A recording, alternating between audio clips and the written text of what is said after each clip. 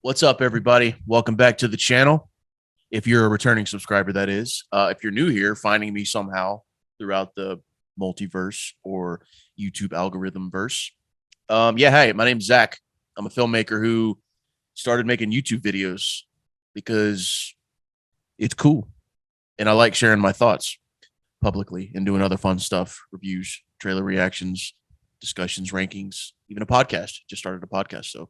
I wanted to do something different today. Kind of like I don't really know what I want to call it yet, like a retrospective thing. Not necessarily reviews because I try to I try not to be a critique movie critic. I don't want to be one because I don't think it would be kind of fair because I'm a filmmaker myself. So with this series, I'll probably just we'll call it like my retrospective thoughts or something. Just I want to talk about older and classic horror films, that aren't releasing nowadays. So I wouldn't really get a chance to review them. So I thought, decades worth of horror films. It'd be cool to go through ones that I really like and just share my thoughts on them. Take a look back and discuss how I liked them and what I thought about them and the impact it's had on me, if any, and stuff like that. So I think. Okay, note to self: keep microphone cord plugged in. Sorry, I had to stop there. My cord fell out. So still learning, guys. Bear with me. Still learning.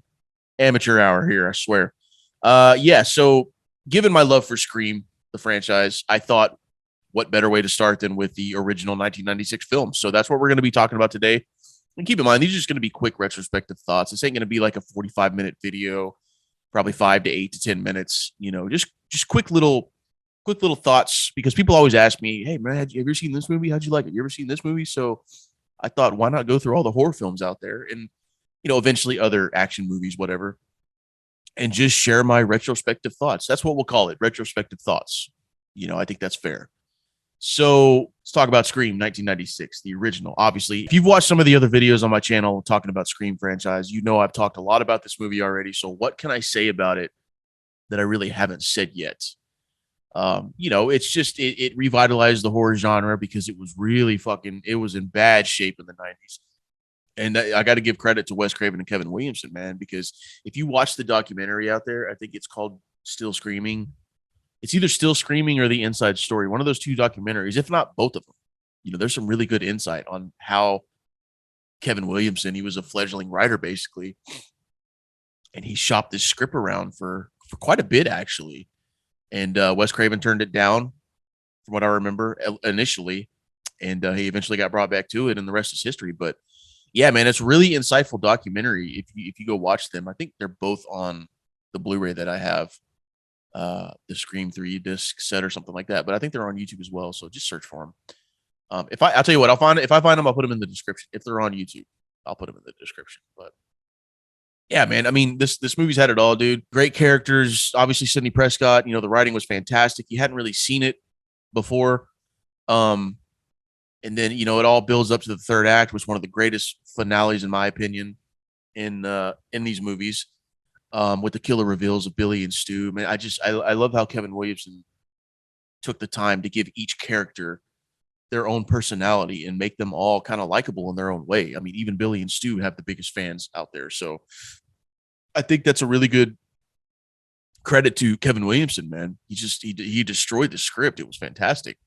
And with me, I'm kind of on the opposite side of things. Like I didn't really grow up watching horror.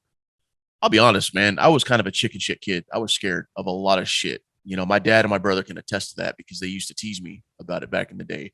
And it's kind of funny, looking back on it.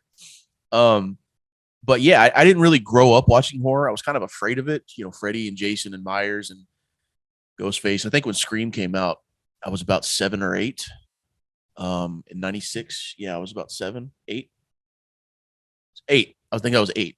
I obviously didn't watch it at first because I couldn't watch it. And I didn't even really want to watch it because I thought it was scary. But the older I got, the more fascinated I got with not just horror itself, but this movie. What appealed to me the most about Ghostface, unlike Freddy and Jason and Myers and Chucky and Leatherface and all the other iconic villains, what appealed to me the most And what made it kind of terrifying is Ghostface can be anybody in under the mask. It could be your fucking brother, it could be your cousin, it could be your neighbor, your best friend, your fucking parent. I mean, it could be anybody, dude, chick, anybody. You know, that was the frightening appeal to it. You never know. You didn't know, you wouldn't know who to trust. So I always thought that was interesting, man. And I think a lot of that with the writing and the characters and Wes Craven's touch on this franchise, that's why it's become one of my favorite franchises of all time. I mean, fuck, I even made a fan film on this franchise, which you can check out on the channel, by the way. I got mad love for a lot of the other franchises out there, but Scream, that's always going to be my top dog.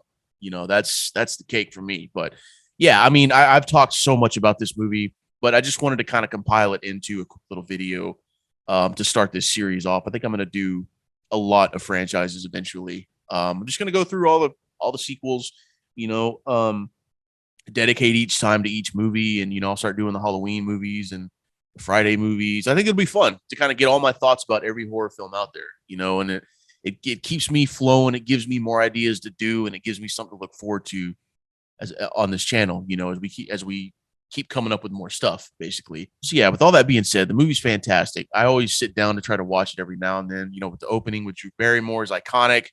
The story's iconic. The third act is iconic, man. I got so much love for this movie. And sorry, I'm so hyped up on coffee right now. I'm like going at 110 miles an hour right now. But I guess it doesn't help that I'm talking about Scream, so it's like double shot of espresso right now.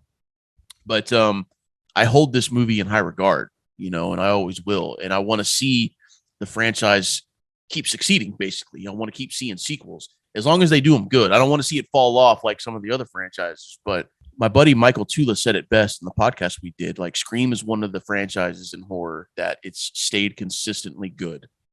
You know, it hasn't really fallen off like Friday, Nightmare, a lot of those other franchises. You know, it starts to kind of trail off into corny shit.